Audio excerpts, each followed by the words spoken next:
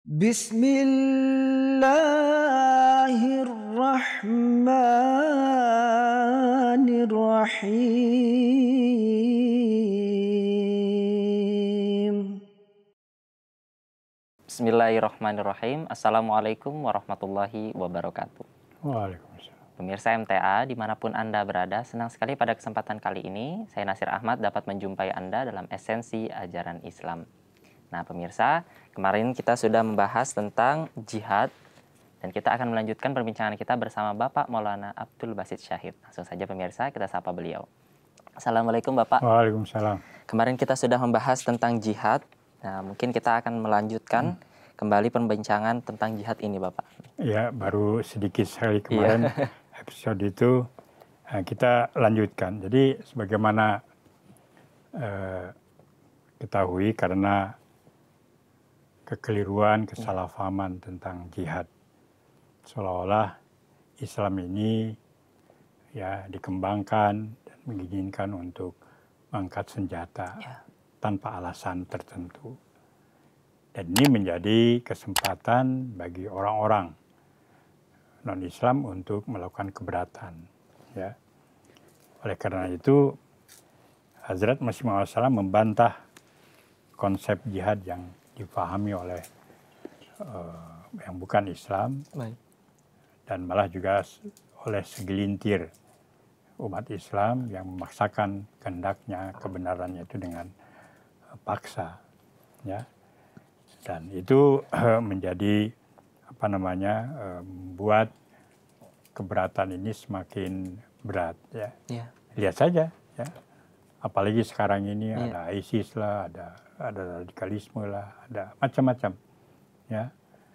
Dan oleh karena itu Hazrat Masih Maud SAW memberikan bantahan terhadap itu dan membandingkannya dengan bagaimana konsep kekerasan yang ada di kepercayaan-kepercayaan yang lain.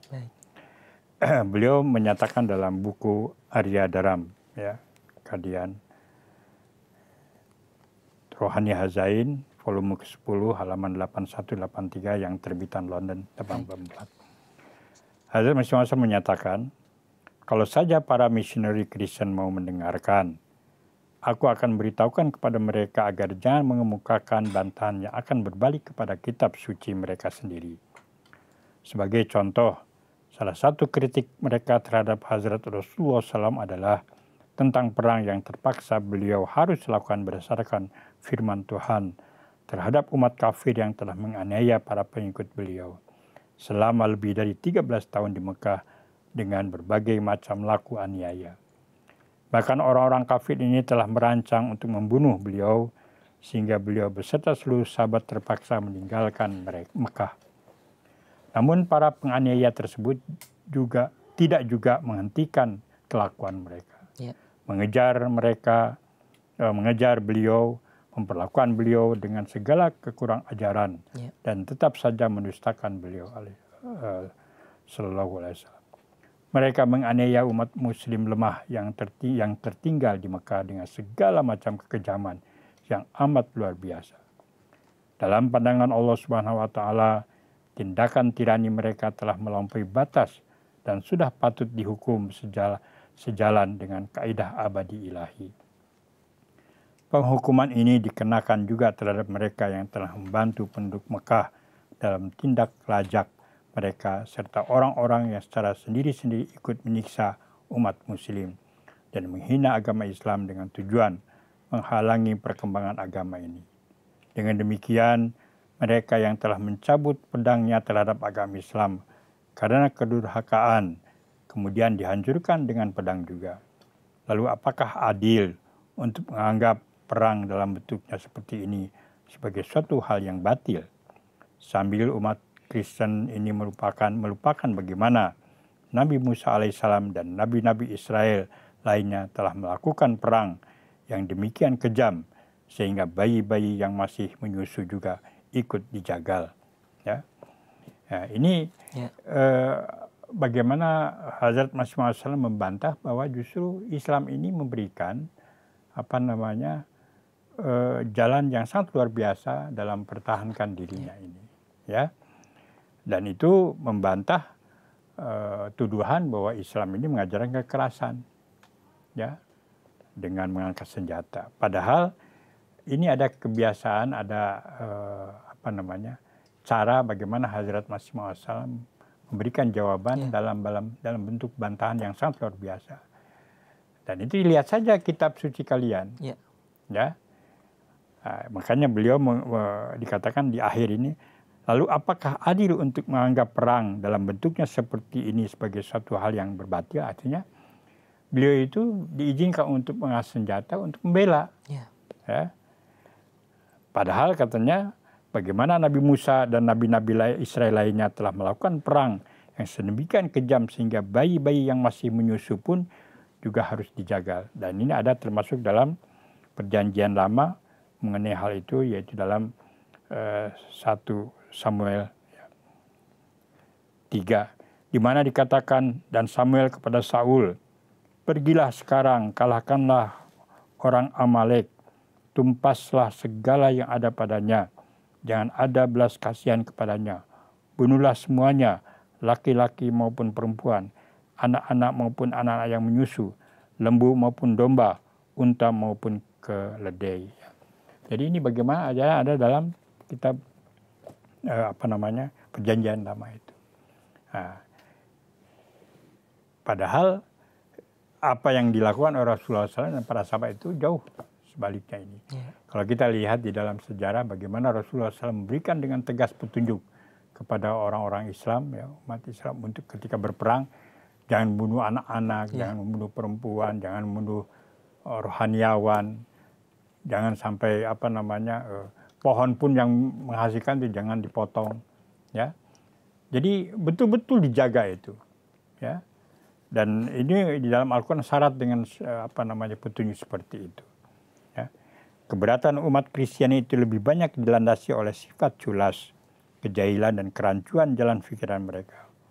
Umat Kristiani terkadang menanggapi dengan mengatakan bahwa peperangan yang dilaksanakan Hazrat Rasulullah SAW dicirikan oleh terlalu banyak kesantunan terhadap musuh, sehingga mereka yang kemudian memeluk Islam malah langsung dibebaskan dari segala hukuman.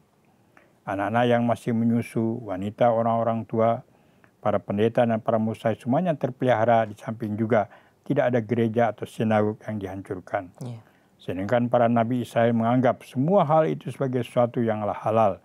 Sedemikian rupa pernah sampai 300.000 bayi dijagal pada suatu saat. Ya. Alangkah ganjilnya konsep pemikiran yang menyatakan perang yang dilakukan umat muslim patut dikritik karena terlalu banyak pengampunan yang diberikan kepada musuh. Dan karena dianggap tidak seganas perang-perang yang dilakukan oleh Nabi Musa alaihissalam dan nabi-nabi Israel lainnya.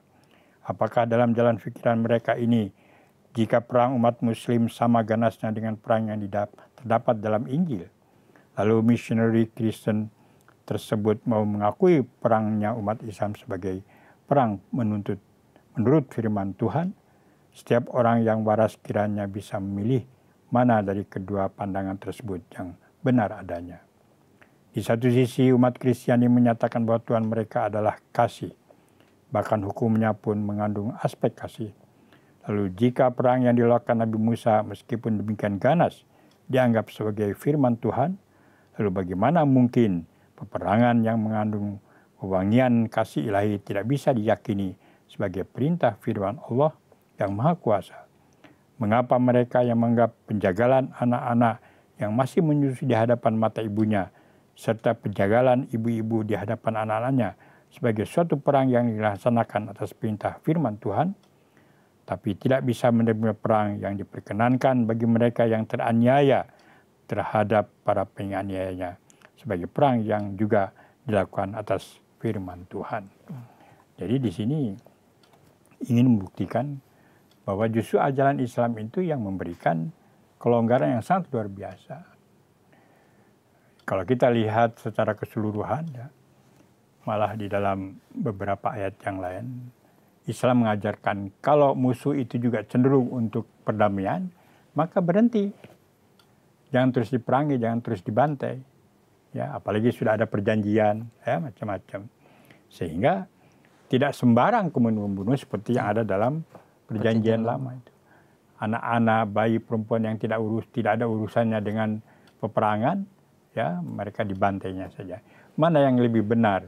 Mana yang lebih sesuai dengan perintah Allah Subhanahu wa taala? Oleh karena itu ya konsep jihad dengan pedang yang dikemukakan oleh Islam dan dicontohkan oleh Islam adalah dari segi akal, dari segi tuntutan alamiah juga wajar itu. Ya. Dan kita lihat ya, sejarah membuktikan bahwa keberatan terhadap pendapat atau orang-orang yang menuduh bahwa Islam disebarkan dengan kekerasan itu sama sekali tidak benar. Hazrat Harbatul Masih Rabi ya dalam Rahmatullahi di dalam salah satu tanya jawab, bukti bahwa Islam disebarkan dengan damai itu contoh ya, tidak ada satu pedang pun diangkat untuk menyebarkan Islam. Itu contoh di Asia Tenggara, di Indonesia, di mana itu. Ya, sekarang Indonesia ini merupakan negara yang penganut muslimnya ya, terbanyak di dunia. Tidak ada perang agama itu. Ya, disebarkan dengan cara damai sehingga dengan mengemukakan tentang keindahan, keunggulan ajaran Islam. Padahal pada masa itu sebelum Islam masuk sudah ada budaya Hindu, ada Buddha, ada Kristen, kan? 350 tahun dijajah oleh Belanda. Bersamaan dengan itu juga masuk itu ajaran Kristen itu kan. Jadi kita lihat justru Islam itu membuktikan bahwa Islam masuk ya melalui tajir-tajir, melalui peniaga-peniaga, pengusaha, ya saudara-saudara yang datang dari Timur Tengah, dari Gujarat, dari ini datang bagaimana menyebarkan Islam itu. Itu satu bukti nyata bahwa Islam itu berkembang bukan karena kekerasan dan senjata ini. Baik. Jadi ini sekaligus jadi bantahan terhadap keberatan-keberatan yang dilontarkan oleh kaum Kristen pada masa itu ya Pak ya. Dengan mengatakan bahwasannya Islam disebarkan dengan kekerasan. Padahal kalau kita lihat bahwasannya Islam ini justru mengajarkan perdamaian sejak awal. Berbanding terbalik dengan ajaran perjanjian lama terdahulu yang melakukan peperangan dengan sangat kejam. Bahkan pernah sampai 300.000 bayi dijegal dalam suatu waktu. Ini sangat luar biasa penyampaian dari beliau. Mungkin Bapak bisa dilanjutkan perbincangan kita berkaitan dengan selanjutnya. Selanjutnya beliau menyatakan, jika azab penghukuman dengan pedang dianggap bertentangan dengan fitrah ilahi, maka sebenarnya keberatan umat Kristiani itu lebih cocok ditujukan kepada Nabi Musa yang telah menjagal beberapa bangsa sehingga darah mereka mengalir seperti sungai dengan tidak menyisakan ruang bagi pertobatan para musuhnya. Perang yang dilaksanakan berdasarkan perintah Al-Quran masih tetap membuka pintu pertobatan bagi lawan yang sifatnya sejalan dengan hukum alam dan fitrat kasih ilahi. Kita bisa melihat bila mana Allah Yang Maha Kuasa bermaksud menurunkan hukumannya di atas dunia dalam bentuk wabah pes atau kolera. Pada saat yang bersamaan dia juga mengurniakan pengetahuan kepada para tabib atau dokter tentang obat-obatan yang bisa mengatasi epidemi terkait. Dengan demikian, sebenarnya metode perang Nabi Musa itulah yang harus dipermasalahkan karena tidak memberi ruang kelepasan bagi musuh sejalan dengan hukum alam. Kalaupun mereka memberi sedikit keringanan, sifatnya amat parsial dan tidak sempurna.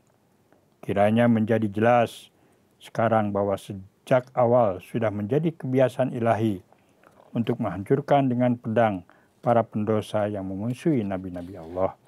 Lalu mengapa firman yang sama di dalam Al-Quran dianggap mereka sebagai satu hal yang menyalahi? Apakah Tuhan di masa Nabi Musa itu berbeda dengan Tuhan di masa Islam? Atau barangkali mereka menganggap bahwa Tuhan di masa Nabi Musa menyenangi peperangan, tapi dia sekarang menganggapnya sebagai suatu dosa. Oleh karena itu di sini Hazrat Masih Maud membandingkan bahwa dan menerangkan bahwa kadang-kadang Allah Ta'ala itu menghukum para pendosa itu dengan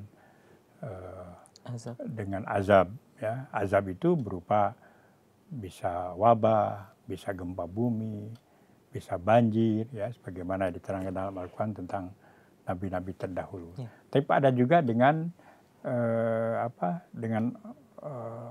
umat yang beragama itu, ya, dengan melalui peperangan. Contoh jangan Nabi Musa bagaimana menghukum orang-orang itu dengan perangan. Nah, di Islam juga diizinkan, ya, tapi sangat-sangat selektif itu. Maka dalam ayat-ayat yang lain diterangkan bahwa diizinkan perang itu hanya untuk orang yang memerangi itu. Ya. Ya, bagi yang tidak ada ikut campur dengan itu, ya, dibiarkan. Ya, malah jangan merusak tanaman. Ya.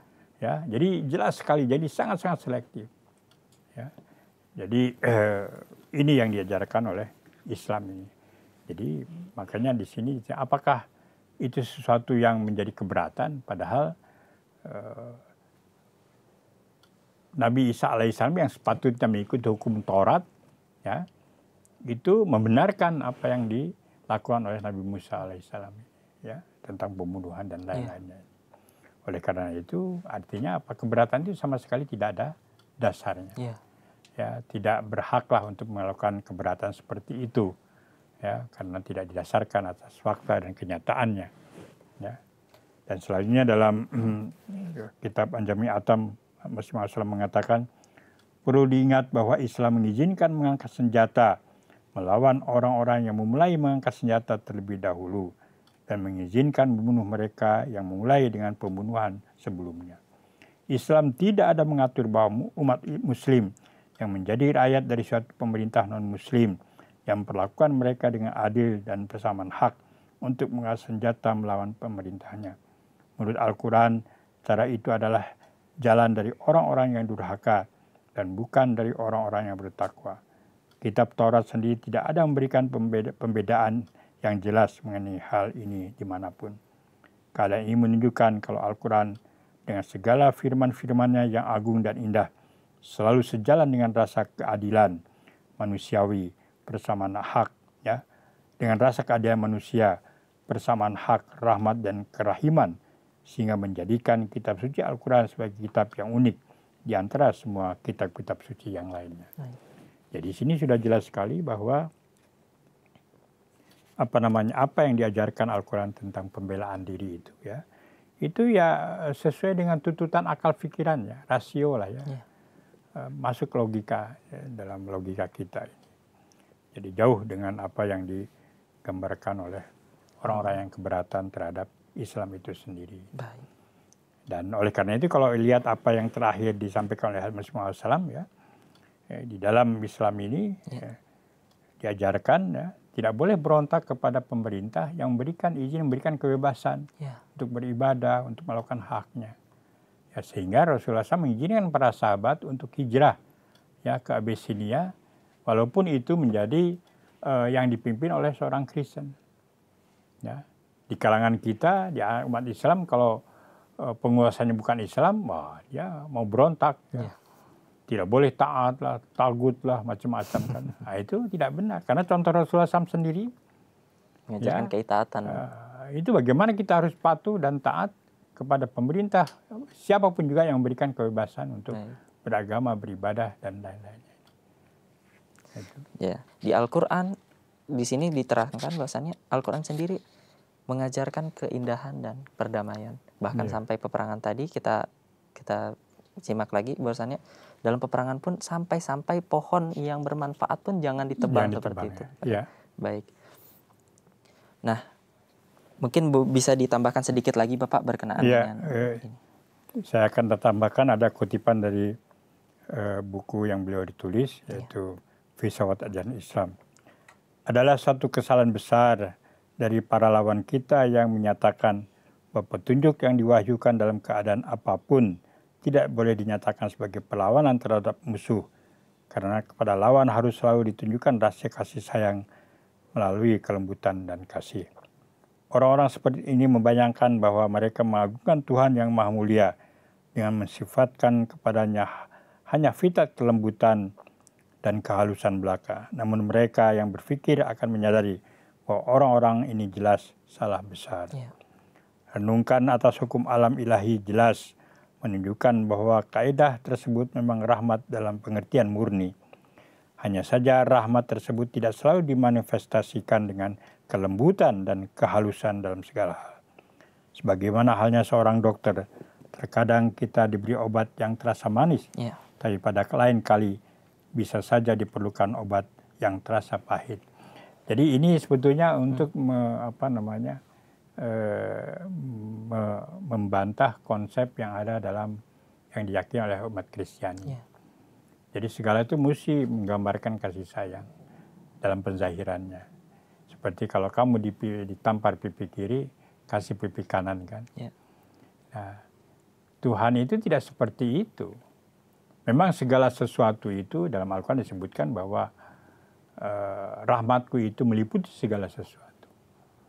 Tapi melaksanakan rahmat itu tidak selamanya harus dengan kelembutan, kehalusan. Tapi kadangkala juga diperlukan kekerasan, ya, disiplin, sakt, ya, gitu. Makanya di sini sebutkan Rasulullah SAW menerangkan tentang dokter. Kadang-kadang dokter memberikan obat yang baik, tapi kadang-kadang ketika untuk menyelamatkan si pasien ini kadang-kadang harus dipotong juga, dioperasi kan. Kalau tidak melayang jiwanya kan, atau dikasih obat pahit supaya dia sembuh. Jadi tidak selalu harus obat manis atau harus dipakai salep saja kan, tidak.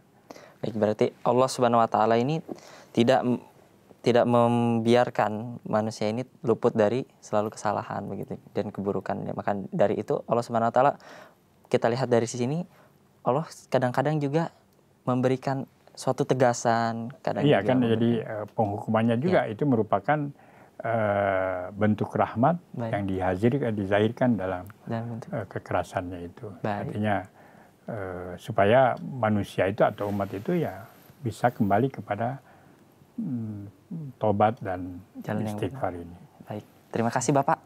Perbincangan kita cukupkan pada kesempatan kali ini, dan kita akan menutup program pada kesempatan kali ini. Baiklah pemirsa, demikianlah perbincangan kita bersama Bapak Abdul Basit Syahid berkenaan dengan jihad dan ajaran Al-Quran, serta membandingkan dari ajaran Perjanjian Lama. Saya Nasir Ahmad beserta kru yang bertugas mohon undur diri dari hadapan Anda. Akhiru da'wana alhamdulillahirabbil alamin. Wassalamualaikum warahmatullahi wabarakatuh. Waalaikumsalam.